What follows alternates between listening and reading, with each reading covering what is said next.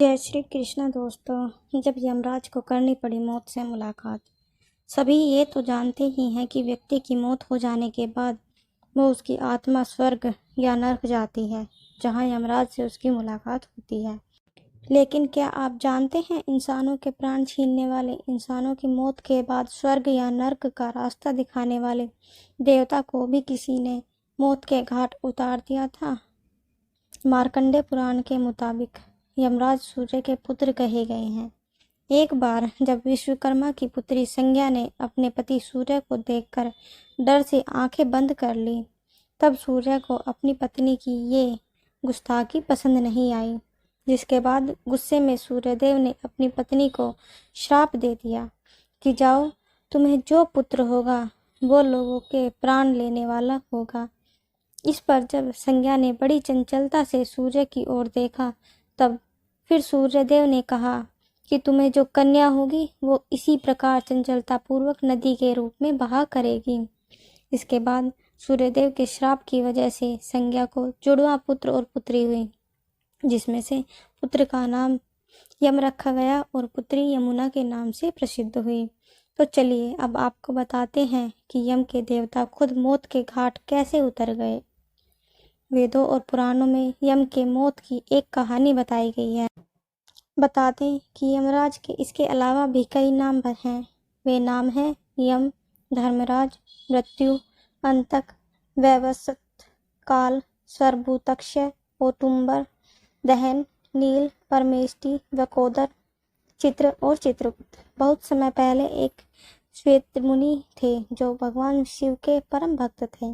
वे शिव की पूरे मन से आराधना करते थे। शिव की आराधना करते करते श्वेतमुनि की मौत का समय नजदीक आ गया। एक दिन श्वेतमुनि गोदावरी नदी के तट पर बनी अपनी कुटिया के बाहर शिव की आराधना कर रहे थे। ऐसे में जब उनकी मृत्यु का समय आया, यमदेव ने उनके प्राण हरने के लिए मृत्युपाश को भेजा, लेकिन श्वेतमुनि अपने प्राणों का त्याग नहीं करना चाहते थे।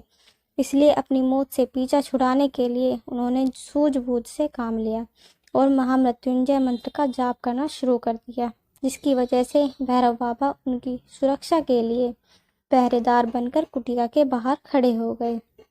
जब मृत्युपाश श्वेतमुनि के आश्रम पहुंचे तो देखा कि आश्रम के बाहर भैरव बाबा पहरा दे रहे हैं।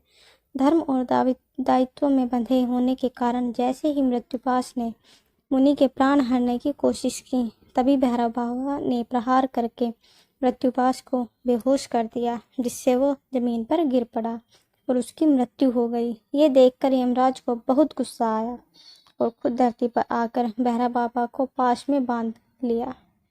साथ ही श्वेतमुनि के प्राण हरने के लिए उन पर भी पाश डाला, जिसके बाद श्वेतमुनि यमराज के गुस्से से डर गए और अपने इष्ट देव महादेव को पुकारने लगे। और महादेव तो देवों के देव हैं, वे तो ये सब पहले से देख रहे थे। तो तुरंत ही महादेव ने पुत्र कार्तिकेय को वहां भेजा। कार्तिकेय के वहां पहुंचने पर कार्तिकेय और यमदेव के बीच घमासान युद्ध हुआ। कार्तिकेय के सामने यमदेव ज्यादा देर तक टिक नहीं पाए और कार्तिकेय के एक प्रहार से यमराज जमीन पर गिर गए और उनकी मृत्यु हो गई। भगवान सूर्य को जब यमराज की मृत्यु का समाचार लगा तो वे विचलित हो गए। ध्यान लगाने पर ज्ञात हुआ कि उन्होंने भगवान शिव की इच्छा के विपरीत श्वेतमुनि के प्राण हरने चाहे। इस कारण यमराज को भगवान भोले के कोप को झेलना पड़ा। यमराज सूर्यदेव के पुत्र हैं और इस समस्या के समाधान के लिए सूर्यदेव भगवान विष्णु के पास गए। भगवान विष्णु ने भगवान शिव की तपस्या करके उन्हें प्रसन्न करने का सुझाव दिया। सूर्यदेव ने भगवान शिव की घोर तपस्या की, जिससे भोलेनाथ प्रसन्न होकर उन्हें दर्शन दिए और वरदान मांगने को कहा।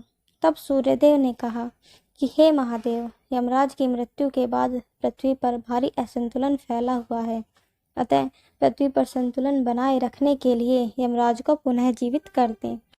तब भगवान शिव ने नंदी से यमुना का जल मंगवाकर यमदेव के पार्थिव शरीर पर छिड़के, जिससे वे पुनः जीवित हो गए। तो दोस्तों, इस कारण यमराज मौत के देवता होते हुए भी अपनी मौत को नहीं ठुकरा पाए थे। Thanks for watching. अगर आपको ये वीडियो अच्छी लगी हो तो please like, share and subscribe my channel और मुझे कमेंट करके ज़रूर बताना।